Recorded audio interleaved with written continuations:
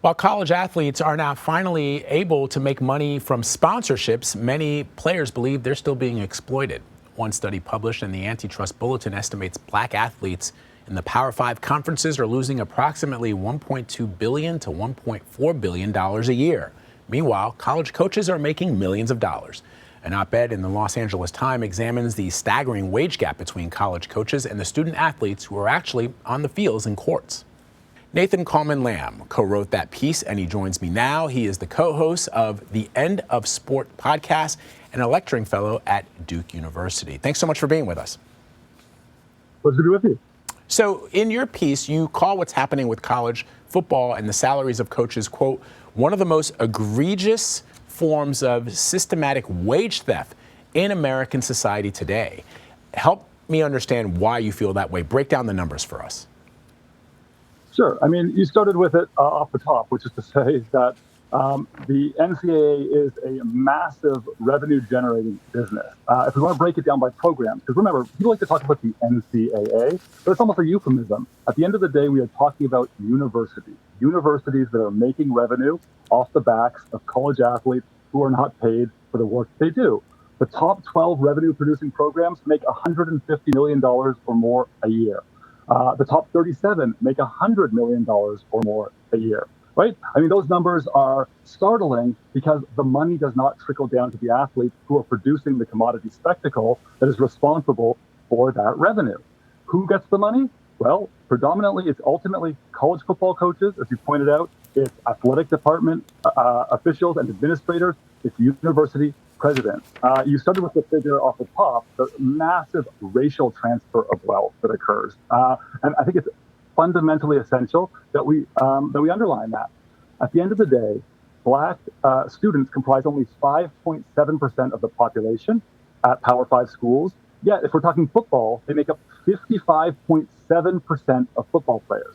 So that means that predominantly the people who are doing the work of generating that revenue are black college athletes. Yet, the people who are seeing that revenue are white administrators. 75% of athletic department lead officials are white. 80% of college football coaches in the Power Five are white. 85% of university presidents in the Power Five are white. This is a direct transfer of wealth from black athletes to white officials at our university. So let's talk a little bit about the numbers for a second, Nathan. So because I'm not a big sports guy, I don't really follow sports that much as I did when I was a kid. But there are some 350, some 300 and almost 60 schools that qualify as Division I schools. Are the salaries that these coaches are getting relegated only to the very top schools that compete at the highest level, for example, in football programs and basketball programs? Or are we talking even a Division I school which has not a nationally recognized football or basketball program? There's this huge disparity in what the coaches are making and what the students could potentially earn, or even what other departments within the school are making, other sports. No, you're absolutely right. Your inference there that predominantly the money is being made. That's why we like to talk about the Power Five, which is say about 60 universities and the Big Five conferences. That's where the money is predominantly being made. And it's being made, again, by mostly football players and to some extent basketball players. And it's funneling to these university officials. There's much less money elsewhere in the college sport universe. In fact, we even have a Division III universe where there's hardly any money being made at all, right? But at the end of the day, what we have is, I think, a more authentic version of amateurism, where we have people who are indeed students and athletes at the same time, getting the sort of experience that the NCAA has sold us for a long time. But that looks nothing like the reality in those Power Five conferences. So these $1 million salaries, let's talk about the messaging. You are a lecturer at Duke University. What are professors and students saying to you? Yeah, well, look, I think that there is, to a certain extent, some professors misconstrue the dynamics here, and that's because at the end of the day, the revenue that pays the salaries of college football coaches, that revenue comes from the money generated in the athletic departments. The salaries of faculty members okay, are largely based on tuition revenues and other revenues on the academic end of the university. There is some relationship there because as subsidies from governments, from state governments, have declined dramatically over recent decades, universities have increasingly come to rely on tuition dollars, and those tuition dollars, to a certain extent, are reliant on the campus experience.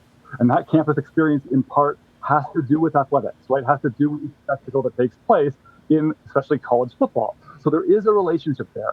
And so sometimes you will hear faculty members speak about the fact that, like, isn't it outrageous that a Lincoln Riley will make this potentially $110 million salary when the professors are making a tiny fraction of that? And it's true that the professors are making very little money. 75% of professors in the United States are non-tenure track. They're off the tenure track. Half of those folks are adjuncts. Okay, and just to say, they're being paid on a per course basis. And the median per course figure for adjuncts is $3,400 a year. That adds up to about $27,000 a year for a 4-4 course load, which is a heavy course load. So you can see that, I mean, most college faculty are dramatically underpaid. There's no question about that.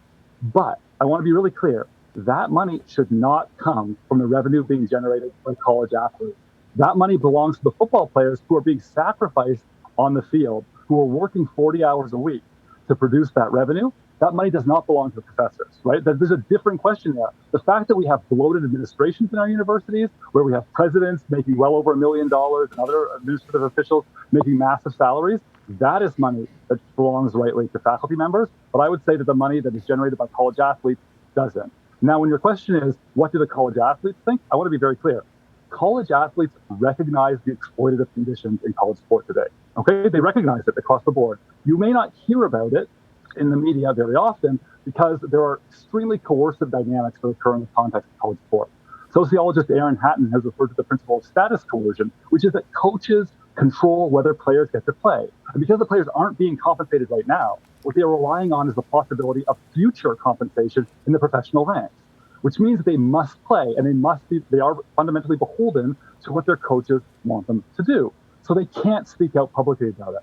But when they talk to me and my colleagues anonymously, right, when we reach out to them, there's no doubt across the board, these athletes understand that they are exploited and they resent it very deeply. It is remarkable and confounding at some level to know that teachers in this country are underpaid. I did a story earlier this week on an organization that had teachers scrambling for dollars in South Dakota, scrambling for dollars on their hands and knees in a game that allowed them to, whatever dollars they picked up, they were going to use that money to buy supplies for their students, which is remarkable when you point out that some coaches and athletic directors and university presidents are making millions of dollars. And we're talking about the entire university system as a whole. And so, the organization that represents the athletic directors at Division I football programs nationwide, they surveyed 100 athletic directors and found that 85% are highly concerned about student athletes being classified as employees. When we understand these power dynamics, when we understand the dynamics of these salaries and the imbalance, why are athletic directors against it when they're making tons of money because of football programs, basketball programs, and those television contracts that broadcast those games? This is what is, I think, colloquially referred to as saying the quiet part out loud. Athletic directors are afraid, rightly afraid, because they know at the end of the day, their gravy train, the money that they make, is contingent on the fact that these players are denied salaries. They're denied the rights of employees. That is the only reason why coaches and athletic directors make the massive salaries they do. We've been talking about coaches, but let's not forget that athletic directors, too, make massive, massive salaries. 51 of them make more than $700,000 a year. 25 make over $1 million a year. But they would not make this money if the players could be compensated, because the way that you win in sports is by having the best players. And in the current model, where you can't compensate the players, what you have to do is hire the people who could recruit you the best players. That is coaches and athletic directors. But if you can actually pay the players directly, that's exactly what you do. And so the revenue share that goes to coaches and athletic directors will decline dramatically. And there is a reason why. I think we got to be really clear. There's a reason why right now those athletic directors are getting concerned. And it has to do with a few things. One, it has to do with the Supreme Court ruling, where even the 9-0 Supreme Court ruling against the NCAA, where even Justice Kavanaugh said, nowhere else in America can businesses get away with agreeing not to pay their workers a fair market rate. Then, subsequent to that, the general counsel of the National Labor Relations Board came out with a memo where she very explicitly said college athletes are employees. And they should, in fact, file complaints against the university because they have the right to unionize, ultimately, and to bargain. And she wants to put that to the test. And that is why these athletic directors are so concerned, because they're afraid they're going to lose their power and the compensation that comes with it.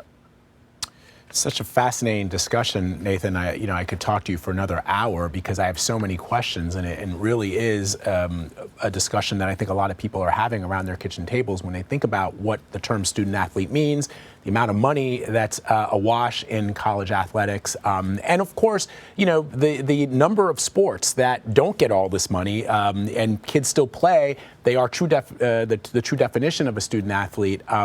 And so there's sort of a lot of dynamics at play here, and we'll just have to bring you back to talk more about it because I think it's a really, really interesting discussion. Nathan Coleman Lamb, thank you very much. Thanks so much for having me, Bill.